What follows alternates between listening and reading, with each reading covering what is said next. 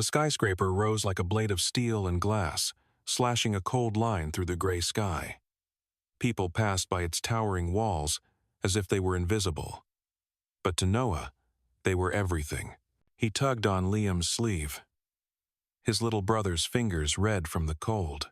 "Here," Noah whispered, setting a cracked plastic bucket on the frozen sidewalk. Inside, an old squeegee clattered next to two empty soda bottles filled with diluted soap water. "This is a good spot," he said, his breath curling into pale clouds in the winter air. Liam didn't reply. His lips were tinged purple. The oversized hoodie he wore 3 sizes too big was cinched at the neck with a frayed shoelace to block the wind. Above them, the tower loomed, its mirrored face gleaming under the cold sunlight. Somewhere up there, 50 floors high, was a woman they'd never meet. Or at least, that's what they believed. It had been 3 days since their mother could stand without swaying. 3 days ago, her cough had shifted from bad to terrifying. And 3 days since a crumpled prescription sat untouched on the bedside table, listing an antibiotic that cost more than everything Noah had in his pocket. Noah gripped the squeegee like it was a sword. Liam clutched the bucket like a shield. And together, they faced the glittering glass fortress like 2 tiny warriors braving a city that didn't care whether they froze or vanished. A black SUV glided up the curb, so smooth it looked sculpted from shadow. The driver stepped out first, then opened the rear door with a precision only learned from years of catering to power. And then she stepped out. Ariana Cole, 34 years old. Net worth $8.6 billion. Her heels clicked on the concrete like a metronome perfectly synchronized with a life measured in stock tickers and headline metrics. She wore a white coat that didn't scream wealth, it whispered it, slowly, deliberately. The way someone who never needed to say please would. "Ask her," Liam whispered. Noah froze. His throat felt full of glass. But then he stepped forward. Because today, hope wasn't a feeling. It was a fight. "Ma'am." His voice cracked like thin ice. "Can we wash your windows? Just $5, please. Our mom. She needs—" At first, Ariana didn't even look at him. She kept walking, past the bucket, past the boys, toward the revolving door that would swallow her whole and return her to a world Noah couldn't even imagine. And then, she stopped. The sound of her heels stopped. Noah's heart did too. Ariana Cole turned slowly, her face hidden behind oversized sunglasses. She said nothing at first, just studied them like a glitch in an otherwise flawless interface. A tiny imperfection that dared to exist in a polished world. Her eyes moved across the bucket, the worn squeegee, the threadbare hoodies. Then they locked onto Noah's dark, defiant, burning with something he didn't have a name for. But she recognized it. Desperation. She'd seen that look before. Once. It had stared back at her from a cracked hotel mirror. But Ariana didn't let that memory rise. Not now. She adjusted her gloves, her voice smooth as silk. "You want to wash my windows?" Noah nodded so fast his teeth chattered. "Yes, ma'am. Just $5. Please." Ariana tilted her head. Expression unreadable. Behind her, the driver shifted uneasily. "Miss Cole, your meeting." She lifted one manicured finger and silenced him without a glance. Her eyes never left the boys. $5? She repeated, her tone soft, almost amused. "Yes," Liam whispered this time, his small hands gripping the bucket like the last tether to hope. "Our mom. She's sick. We need to buy her medicine." Something twisted inside Ariana, a fissure slicing through the marble she'd wrapped around her heart. She hated that feeling.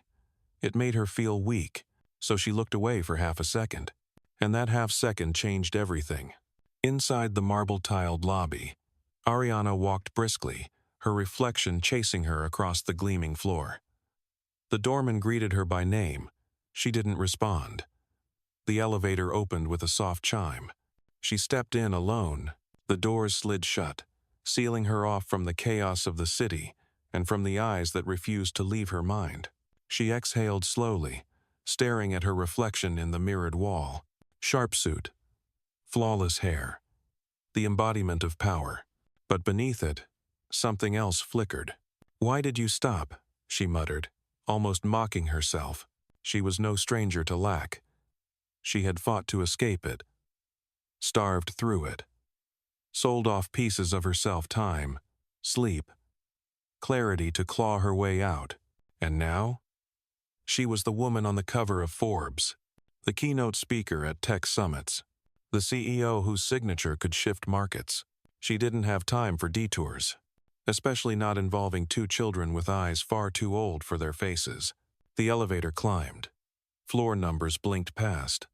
Ariana tried to focus on her tablet's glowing deck of financial forecasts, but the words blurred, replaced by images she didn't want. A cracked ceiling. A cough echoed through the thin walls of a motel. A girl skinny, scared, clutching a bottle of cheap cough syrup she couldn't afford. Her mother's voice rasping, "Don't worry about me, Ari. Just go. Build something that's yours." The elevator chimed again. She was on the 50th floor. The highest. So why did it feel like she couldn't breathe? Meanwhile, 6 blocks away, the boy's mother lay curled beneath a thin blanket in a room no bigger than Ariana's walk-in closet. Her cough tore through her chest like broken glass, each convulsion leaving her weaker, paler. The air smelled of damp walls and menthol rub. On the bedside table, the prescription sat in quiet mockery. The dosage circled in blue ink. Cost $78.49. To anyone else, pocket change. To them, a mountain. Back in her glass fortress, Ariana sat at the head of a table the size of a small yacht. Around her, executives flipped through slides, flinging words like user retention and Q4 projections into the air. She didn't hear a word. She only saw 2 pairs of eyes. One defiant, one afraid, both unforgettable. "Miss Cole?" her CFO called out, snapping her back. Ariana blinked, realizing she'd been staring at her untouched coffee for over a minute. "Postpone the investor briefing," she said abruptly. The room froze. "I'm sorry, ma'am. You heard me. Move it to tomorrow." Before anyone could object, Ariana rose, smoothing her coat, her voice cold as steel. "I have another matter to attend to." As murmurs rippled across the confused boardroom, Ariana walked out, her heels cracking against the marble floor like gunshots, not toward the helipad, not toward her penthouse, but back toward the street, where 2 little boys waited with nothing but hope and a bucket of soapy water. She didn't know why. She only knew one thing. Sometimes the past doesn't knock. It shatters the glass. The city was louder now, as if mocking Ariana's silence. Her car pulled up to the curb where she had left them. But the sidewalk was empty. For a moment, panic flared, a strange, foreign sensation in a life built on control. She scanned the street. No sign of 2 boys. No battered bucket. No soap-laced hope. "Where are they?" she murmured.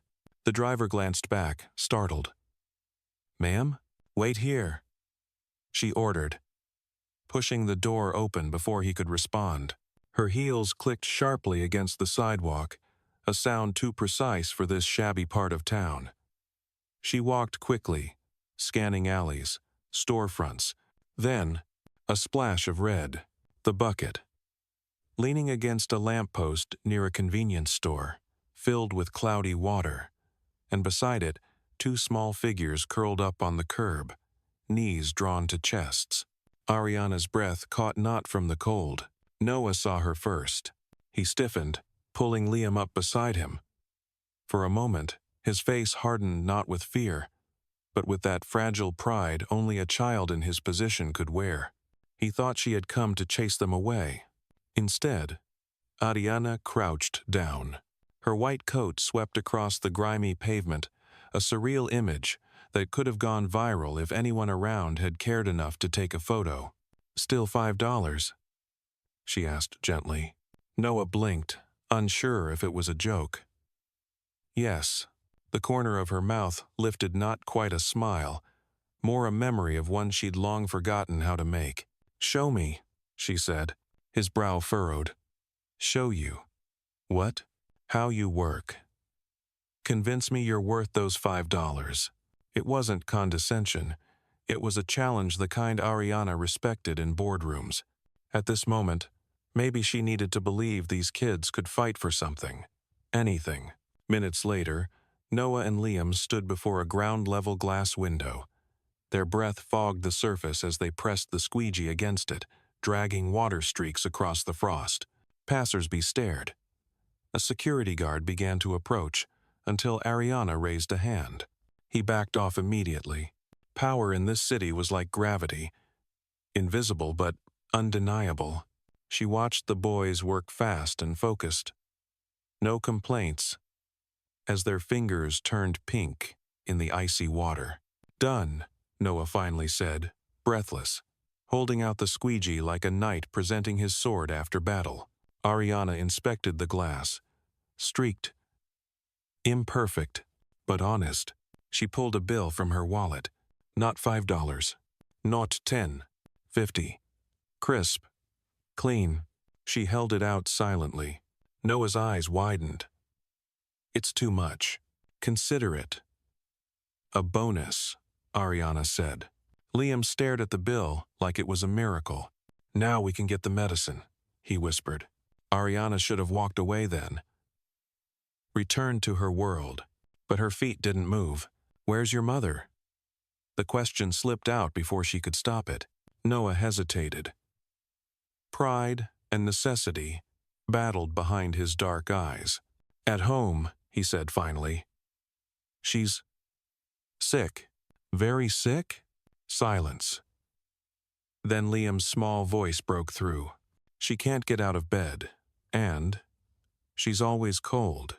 Ariana felt something crack in her chest, a silent fracture, echoing across years of buried hardship. She didn't trust herself to speak, so she did something worse. She asked, "Can I meet her?" The building leaned slightly, like a tired soldier. Paint peeled from the bricks. The front door hung crooked on rusted hinges, its once bright blue faded to the color of an old sky. Ariana hesitated at the threshold. This place felt foreign for a woman who had spent her life gliding through marble-lobbied skyscrapers. Not dangerous. Worse. Familiar.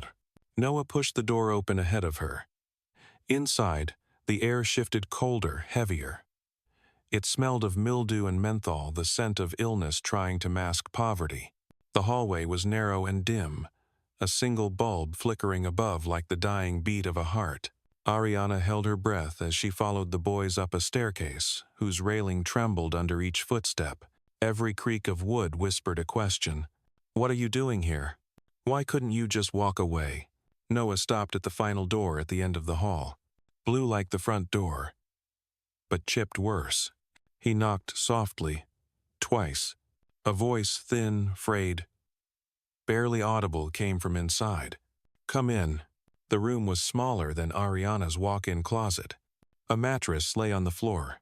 Beside it, a wooden crate served as a bedside table, holding a cheap cough syrup, a half-empty glass of water, and a folded sheet of paper Ariana recognized instantly as a prescription.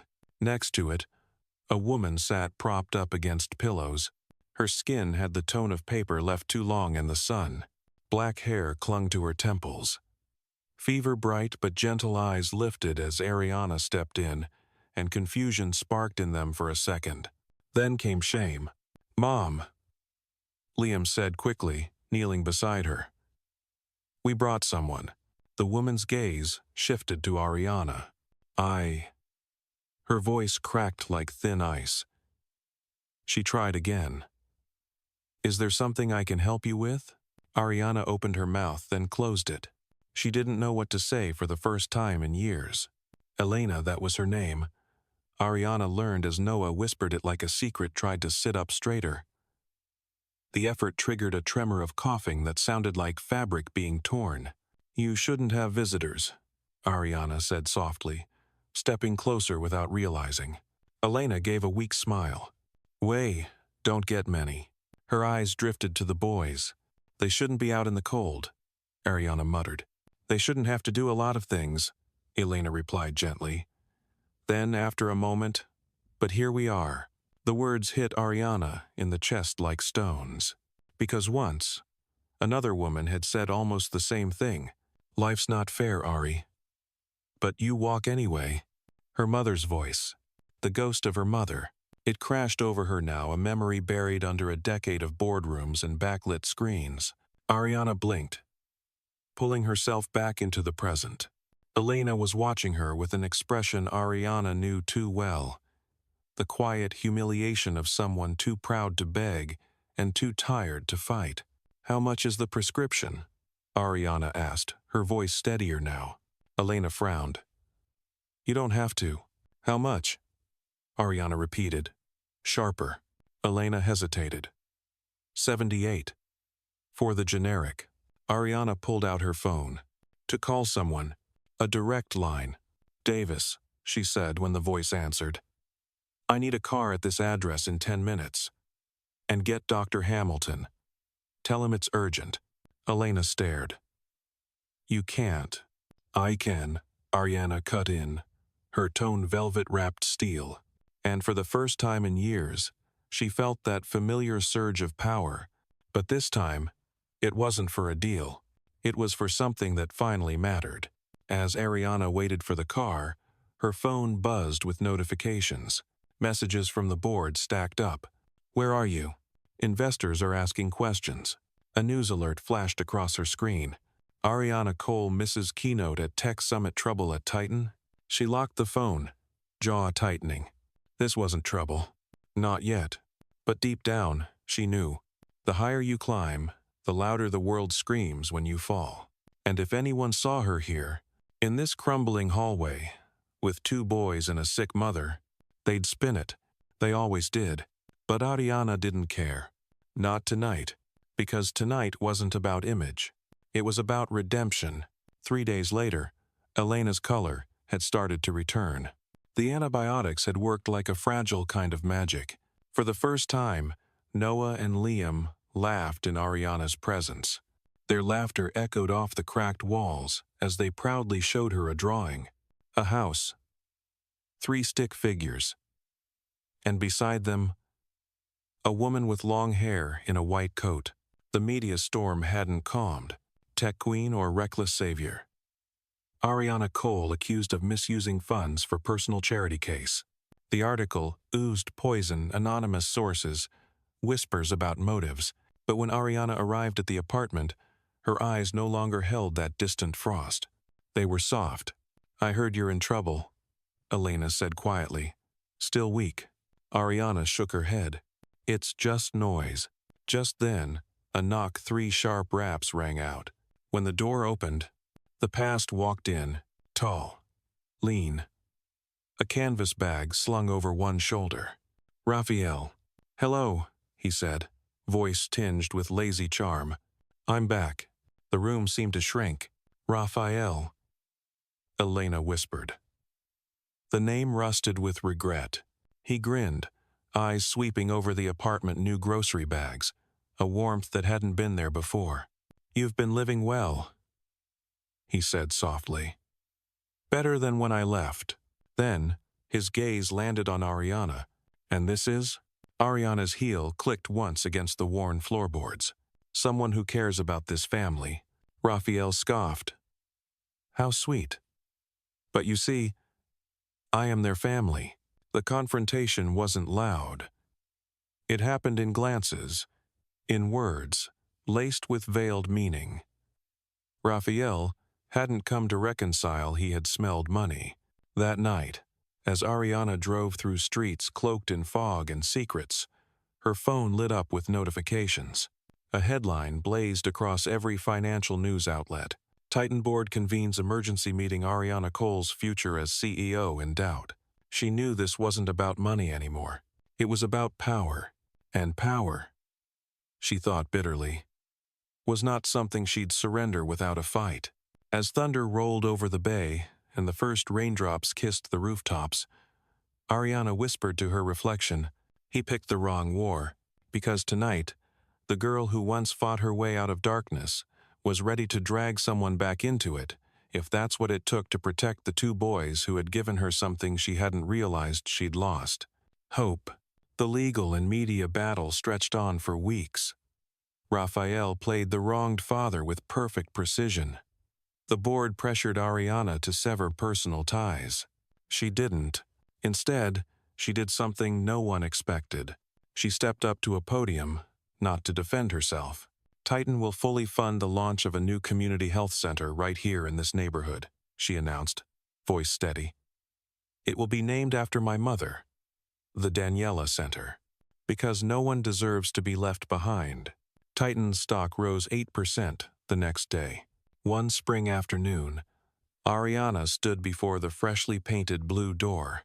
Laughter echoed from the newly built playground of the Daniela Center, Noah and Liam.